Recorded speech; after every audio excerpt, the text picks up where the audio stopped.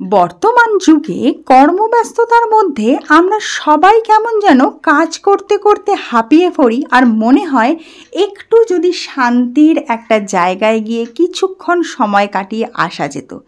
আজকে আমাদের এই ভিডিওর মাধ্যমে তোমাদেরকে চটজলদি দেখাবো কলকাতার 3টে ফেমাস মনকে শান্তি দেওয়ার মতো জায়গা।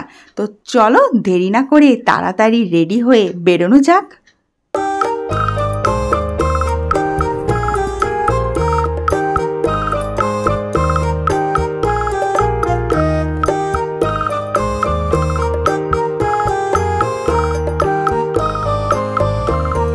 চলো শুরু করা যাক তাহলে।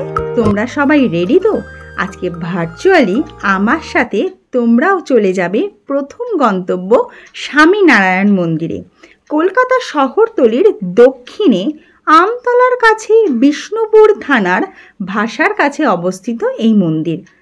আগেই বলে রাখি, মন্দিরে পৌঁছেই কিন্তু যদি তোমরা দুপুরের ভোগ প্রসাদ এখানে গ্রহণ করতে চাও তাহলে কিন্তু তার টিকিটটি অবশ্যই কেটে নিতে হবে।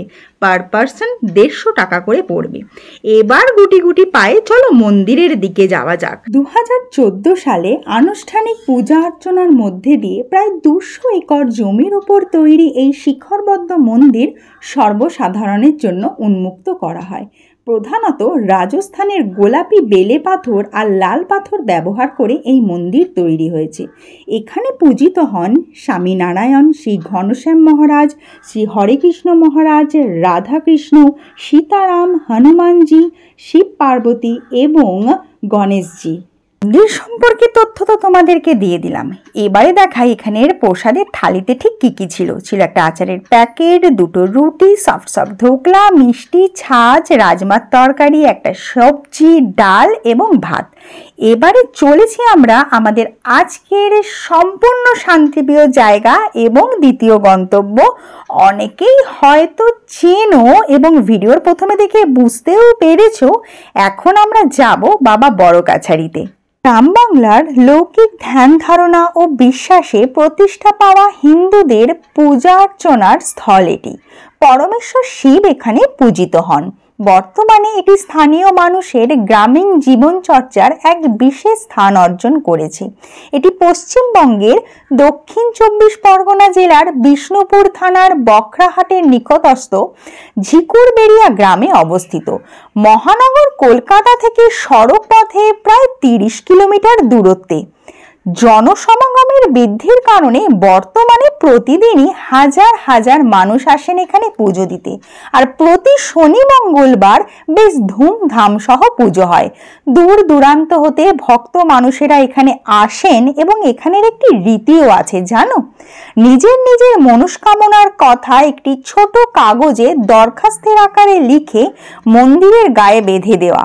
সম্প্রতি পশ্চিমবঙ্গ সরকারের পর্যটন দপ্তরের আর্থিক সহায়তায় মন্দিরের প্রবেশদ্বারে একটি তোরণ নির্মাণ করা হয়েছে, যেটা ঢোকার সময় দেখলে বাবা বড়কাছারি মন্দিরের একদম পেছনের দিকে একটি পুকুর বা ঝিল রয়েছে, যেটি সংরক্ষণ করা এবং বাঁধানো।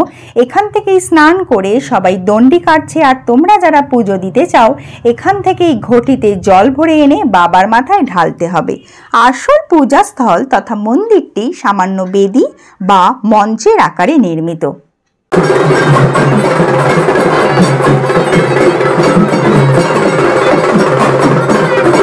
পরমেশ্বরের দর্শন করে এসে ঠান্ডা ঠান্ডা কুলফিকে গলাটা ভিজিয়ে বেরিয়ে পড়লাম আমাদের তৃতীয় গন্তব্য এবং এগেইন একটা শান্তিপূর্ণ জায়গার খোঁজে, এবং সেটা অনেকেরই হয়তো অধরা এবং না দেখা। পশ্চিমবঙ্গের বেহালা এলাকার 51 পল্লী চণ্ডীতলা, ওয়েস্ট বেঙ্গল 7,34,000 এলাকায় অবস্থিত চণ্ডী মাতা টেম্পল।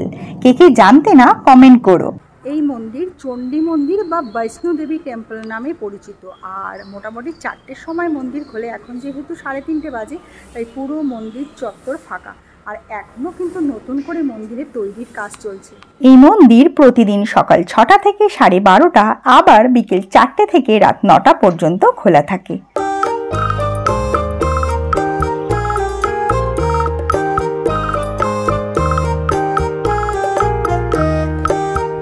বর্তমানে লোকচক্ষুর আড়াল থেকে জনপ্রিয়তার মেন কারণ হলো এই বৈষ্ণোদেবী মন্দিরটি।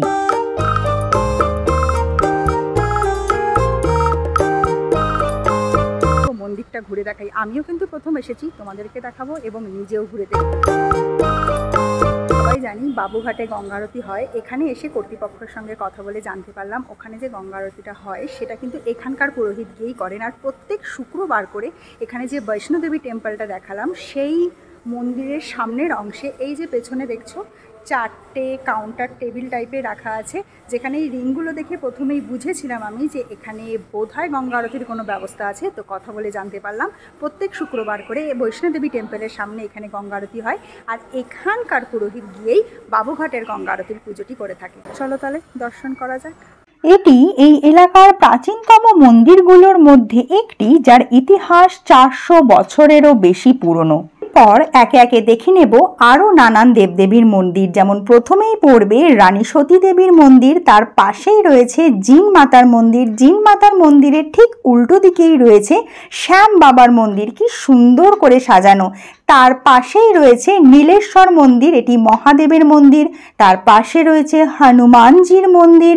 হনুমানজির মন্দিরের একদম লাগোয়া রয়েছে শীতলা মায়ের মন্দির। পরপর ঘুরে দেখতে পারো এক এক করে সবকটি মন্দির। রাধাকৃষ্ণের মন্দির দেখে মন্দির দর্শন করে একদম নাট মন্দির দিয়ে সোজা নেমে এসে বৈষ্ণোদেবী মন্দির। আর আমার বাঁ হাতে রয়েছে ভোগ প্রসাদ বসিয়ে গ্রহণ করানোর জায়গা, আর ডান দিকে অনুষ্ঠানগুলো সম্পন্ন করা হয়।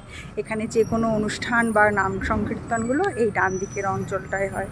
আর এই হলো সদ্য জনপ্রিয়তা প্রাপ্ত বৈষ্ণোদেবী টেম্পল, যা গত বছর জানুয়ারি মাসে ধুমধাম করে উদ্বোধন করা হয়েছে। বিশ্বাস প্রচলিত আছে যে বৈষ্ণোদেবীর দর্শন করে নাকি মহাদেবের দর্শন করতে হয়। এখানে সে এই একটা গাছ আমার খুব সুন্দর এবং অদ্ভুত লেগেছে, দাদা তোমাদের দেখায়।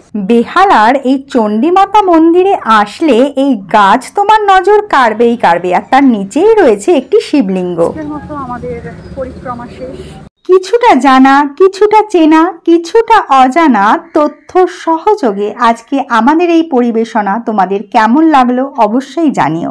ভিডিওটা ভালো লাগলে একটা লাইক এবং চ্যানেলে নতুন হলে সাবস্ক্রাইব করার অনুরোধ রইল।